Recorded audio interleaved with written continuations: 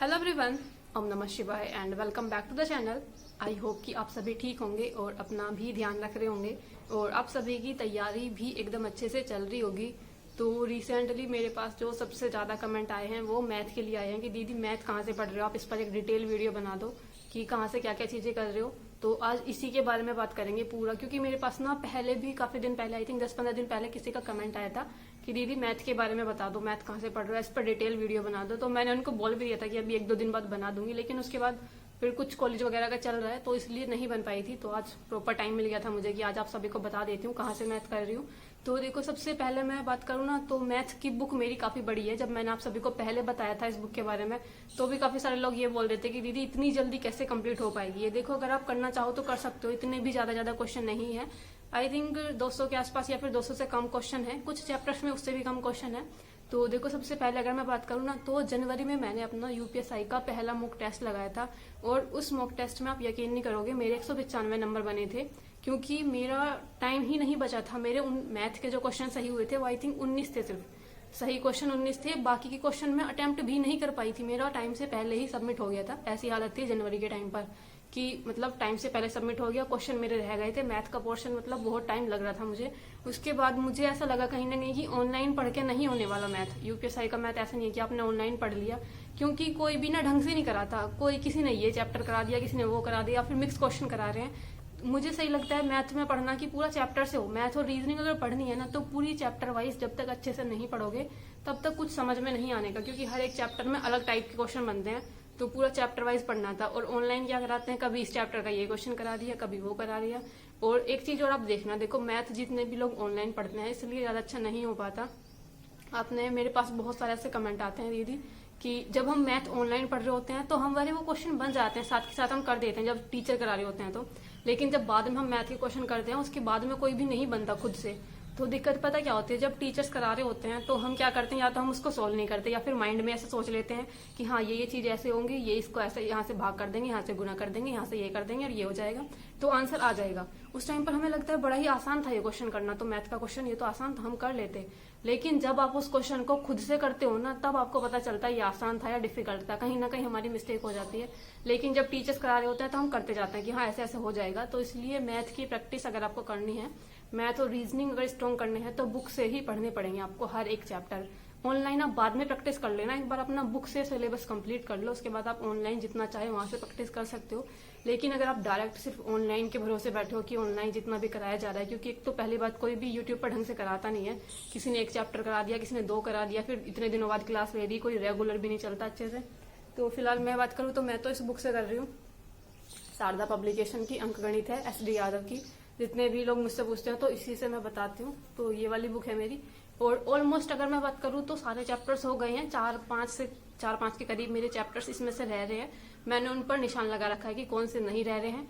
और कुछ चैप्टर्स ना इस बुक के अंदर ऐसे थे जो मतलब मेरे मतलब के नहीं थे, जैसे एडवांस मैथ के कुछ चैप्टर्स हैं जिसमें जैसे ये ट्रिग्नोमेट्री वगैरह हो गया, निर्देशांक ज्यामिति हो गई और बीजगणित के कुछ चैप्टर्स हो गए। ये यूपीएसआई के पेपर में नहीं आते, इसलिए मैंने उन पर गोला लगा रखा है, वो चैप्टर्स में नहीं पढ़ूंगी। अब मेरे जो सिर्फ 2-3-4 या चैप्टर रह रहे हैं वो हैं, एक तो ये ट्रेन वाले क्वेश्चन रह रहे हैं, टाइम स्पीड एंड डिस्टेंस के रह रहे हैं, क्योंकि ये चैप्टर्स मुझे ना थोड़े ज्यादा डिफिकल्ट से लगते हैं, इसलिए मैंने अभी थोड़ा पढ़ा नहीं है, थोड़ा डर रही हूँ अभी कि कब शुरू करूंगी, कैसे चीजें करूंगी इनको। तो इसको अभी मैंने साइड में रखा है, क्योंकि अभी थोड़ा सा पॉलिटी पर ध्यान दे रही हूँ ज्यादा, क्योंकि पॉलिटी में स्कोर मेरा बहुत ज्यादा बेकार जा रहा है। और रीजनिंग के फिर मैं किसी और दिन बता दूंगी, रीजनिंग में अभी कुछ चैप्टर्स रह रहे हैं। तो मैथ की ही बात करेंगे आज, मैथ में कौन कौन से चैप्टर रह रहे हैं तो आप आराम से पढ़ सकते हो, मैं आपको दिखाऊंगी भी।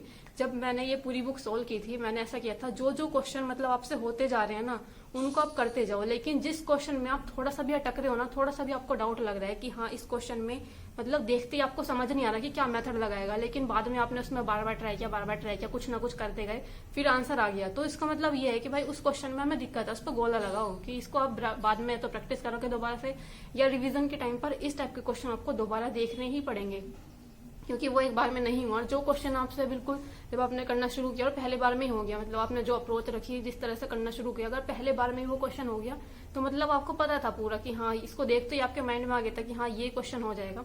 जैसे कुछ चैप्टर्स हैं मेरे, जैसे कि एक तो ये जो हो गया, कौन सा होता है वो, work and time and work वाला चैप्टर हो गया, और पाइप एंड सिस्टम वाला चैप्टर हो गया।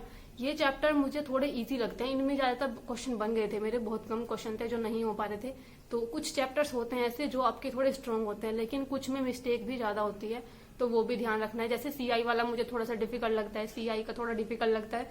उसके बाद सीआई के भी अंदर जब ये किस्त वाले क्वेश्चन आ जाते हैं तो वो और ज्यादा डिफिकल्ट हो जाता है। और ये एक टाइम स्पीड एंड डिस्टेंस वाला चैप्टर डिफिकल्ट लगता है, तो उन चैप्टर्स को आप अलग से लिख लेना, उनके क्वेश्चन की प्रैक्टिस आपको अलग से करनी ही पड़ेगी।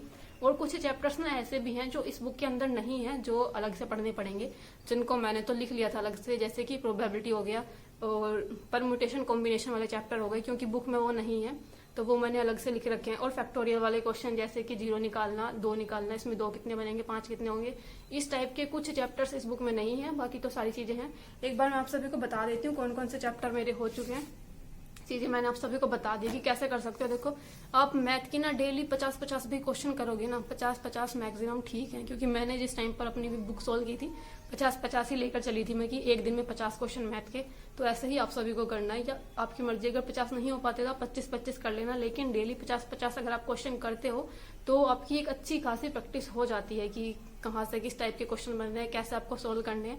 और अगर आप ऑनलाइन पढ़ोगे 2-3 आपके घंटे लग जाएंगे, और क्वेश्चन कितने हो पाएंगे, मुश्किल से 25-30 क्वेश्चन हो पाएंगे आपके 1 से 2 घंटे के अंदर। तो इसलिए ऑफलाइन ज्यादा बेटर है मैथ और रीजनिंग के लिए। बाकी सब्जेक्ट आपको ऑनलाइन पढ़ सकते हो, जो पढ़ने हैं हिंदी वगैरह या दूसरा कोई सब्जेक्ट हो गया। तो फिलहाल मैं आपको बता देती हूँ कि मैंने कितने चैप्टर कर लिए इस बुक के। सबसे पहला चैप्टर है इसमें संख्या पद्धति, तो नंबर सिस्टम हो गया है, वर्गमूल घनमूल का हो गया, घातांक एवं करनी का हो गया है, भिन्न वाला चैप्टर हो गया, सरलीकरण हो गया, महत्तम समापवर्तक और एलसीएम वाला भी हो गया, अनुपात और समानुपात हो गया है। एज रिलेशन का चैप्टर ना इसमें अलग से ही दे रखा था, बिल्कुल जैसे एज वाले क्वेश्चन बनते हैं ना, इंपॉर्टेंट होते हैं, जरूर बनता ही है इनसे क्वेश्चन, तो एज वाला चैप्टर अलग से था। एज हो गया, पार्टनरशिप हो गया, मिश्रण वाला हो गया, औसत हो गया, प्रतिशतता हो गया। सबसे इम्पोर्टेंट चैप्टर होता है प्रतिशतता, यानी कि परसेंटेज। ज्यादातर अर्थमेटिक के जितने भी चैप्टर होते हैं ना, इस पर ही डिपेंड होते हैं, इसलिए प्रतिशतता वाले चैप्टर को या इसको परसेंटेज को अच्छे से स्ट्रॉन्ग कर लेना।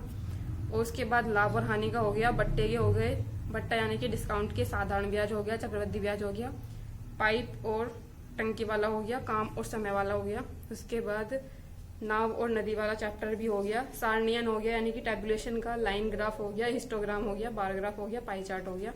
ये सारे हो गए हैं। और जो मैंने छोड़ दिए हैं वो मैं आप सभी को बता देती हूँ। बीजगणित मैंने नहीं किया, बीजगणित सूत्रों के अनुप्रयोग ये भी मैंने नहीं किया, निर्देशांक ज्यामिति ये वाला चैप्टर मैंने नहीं पढ़ा, वृत्त, जीवा, चाप एवं स्पर्श रेखा ये वाला चैप्टर भी नहीं पढ़ा, ट्रिग्नोमेट्री नहीं पढ़ी, प्रिज्म और पिरामिड भी नहीं पढ़ा, क्योंकि वैसे पूरा चैप्टर मैंने अलग से नहीं पढ़ा, लेकिन अगर कोई बेसिक सा क्वेश्चन आता है तो प्रिज्म और पिरामिड का बन जाएगा, क्योंकि बेसिक कॉन्सेप्ट मुझे इसका पता है।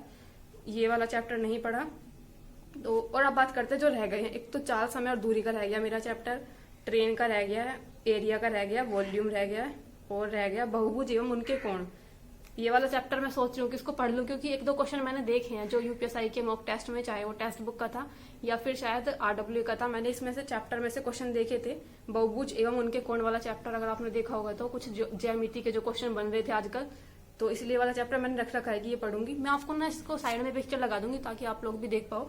जो चैप्टर मेरे हो गए हैं उस पर मैंने ग्रीन कलर का जो स्केच आता है उससे राइट का निशान लगाया हुआ है, जिस पर गोला लगा हुआ है उसका मतलब ये वाले चैप्टर मुझे नहीं पढ़ने हैं, और जिन पर कुछ नहीं लगा हुआ, ना गोला बना हुआ ना ही राइट का निशान बना हुआ है, ये चैप्टर्स मेरे बाकी हैं। सभी चीजें प्रॉपर मैंने डिटेल में बता दी कि क्या क्या चीजें हैं। ये है इस टाइप का, तनी आपको दिख पा रहा होगा, नहीं दिख पा रहा होगा, ये सभी चैप्टर्स हैं, और बाकी बुक है बाहर से ऐसी। तो यही थी कुछ चीजें जो मुझे आप सभी को बतानी थी, क्योंकि मैथ के रिगार्डिंग बहुत सारे क्वेश्चन आ रहे थे। तो आई होप कि सभी चीजें क्लियर होगी होंगी। डेली आप 50-50 या 25-25 क्वेश्चन भी करते हो तो बहुत अच्छी प्रैक्टिस हो जाएगी मैथ की, क्योंकि जब मैंने अपना शुरू में जो यूपीएसआई के मॉक टेस्ट लगाए थे उसमें मेरे मुश्किल से 19-20 इतने क्वेश्चन हो पाते थे, मतलब मेरा टाइम ही नहीं बचता था, क्योंकि मैथ में सबसे लास्ट में करती हूँ। लेकिन अब फिर भी ठीक है, अब पहले से एटलीस्ट हर मॉक टेस्ट में 30+ तो हो ही जाते हैं। कोई अच्छा सा कोई आसान मॉक टेस्ट आया तो उसमें 35+ भी हो जाते हैं, लेकिन ज्यादातर में तो 30 के करीब रहते हैं, 30 या 30 से ज्यादा हो जाते हैं। तो बस यही सब चीजें थी। बाकी प्रैक्टिस पर भी डिपेंड करता है कि आपने इतने सारे मॉक टेस्ट लगाए, अब थोड़ी हैबिट से बन जाती है, कितने कम टाइम में आपको पूरा पेपर कंप्लीट करना पड़ता है। तो जो मेरा सबसे पहला यूपीएसआई का मॉक टेस्ट था ना, उसमें मेरे 195 नंबर बने थे, और अब जाकर थोड़ा 280 के प्लस आए हैं नंबर। तो ऐसे ही चल गया मेरी तैयारी। बाकी आप सभी इस तरह से अपनी तैयारी करते रहो, और बाकी कोई क्वेश्चन रह गया हो, कुछ पूछना हो तो प्लीज़ कमेंट कर देना। मिलते हैं नेक्स्ट वीडियो में, तब तक के लिए bye bye, take care and Radhe Radhe. बुक मैं आप सभी को दोबारा से दिखा देती हूँ एक बार, कभी फिर मेरे पास कमेंट आए। शारदा पब्लिकेशन की SD यादव की ये बुक है। और हाँ, मुझे एक चीज़ और बतानी थी, ये जो बुक है ना, ये बुक जो है राम सर ने रिकमेंड किया। राम सर वही है जो RWA पर मूल विधि पढ़ाते हैं। तो जो लोग मुझे बोल रहे थे ना कि ये इस बुक से मत करो, ये बुक अच्छी नहीं है, तो देखो राम सर ने भी यही बुक सजेस्ट की है। उन्होंने 2 बुक बताई थी, या तो उन्होंने बताई है RS अग्रवाल की UPSI के लिए, या तो आप RS अग्रवाल से पढ़ो या फिर SD यादव से। सर ने ये 2 बुक मंगाई थी, मेरे पास ये वाली थी, तो मैं इससे कंप्लीट कर रही हूँ। वैसे भी मैंने तो सर की वीडियो अभी 2-4 दिन पहले देखी, मैं तो पहले से इसी बुक से पढ़ रही थी। तो बाकी बस अब यही चीज़ें बतानी थी। बाकी bye bye, take care and Radhe Radhe.